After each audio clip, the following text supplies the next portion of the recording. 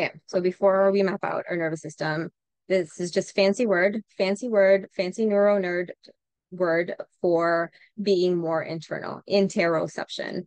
It's our eighth sense. I'm going to fix this, but it's our eighth sense. The five senses, again, are sight, touch, smell, taste, and sound.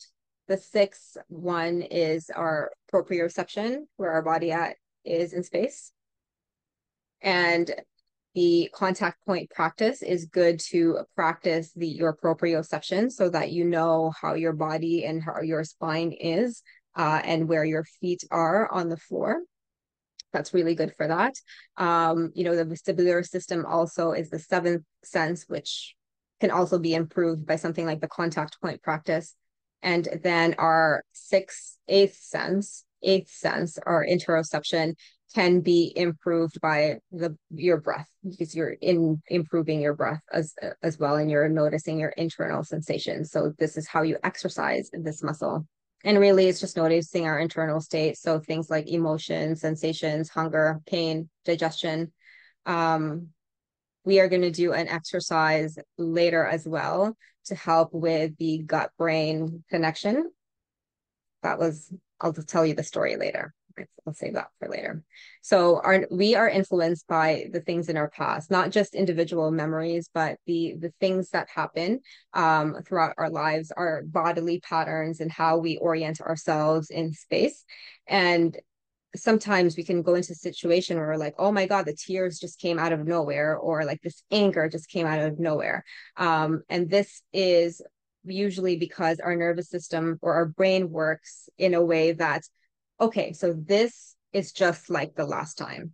This is the algorithm of our brains. This event was just like the last time. This is what I'm going to do because I'm going to try to be as efficient as possible. It is a predicting machine instead of what's actually going to be better for us is this is different from the last time.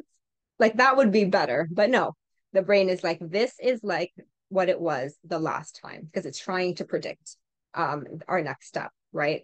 And so when we think of memories also in the nervous system world, what we think of memories is very different from what normal people would think of memories, meaning if I ask you the memory of when you drove your first car, you'll have that vision or that memory in your mind, right?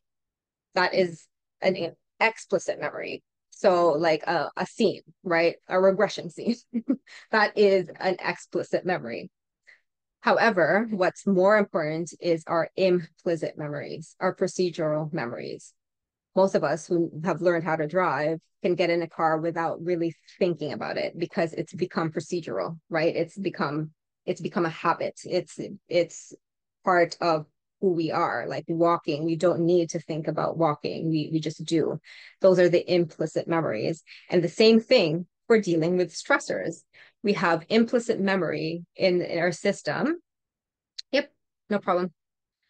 So we have implicit memories in our system that is pretty much automatic as to how we handle stress, how we handle stressors. And with these practices that you've learned here, this is how you're going to improve it. And this is really how we change our patterns the fastest.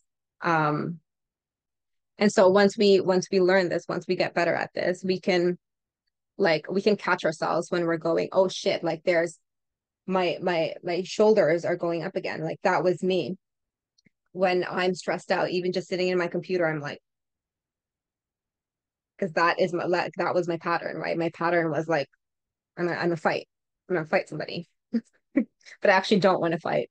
So that's the pattern. And when you notice that, like I right now it's so much better when you notice yourself, whatever your pattern is after we map that out.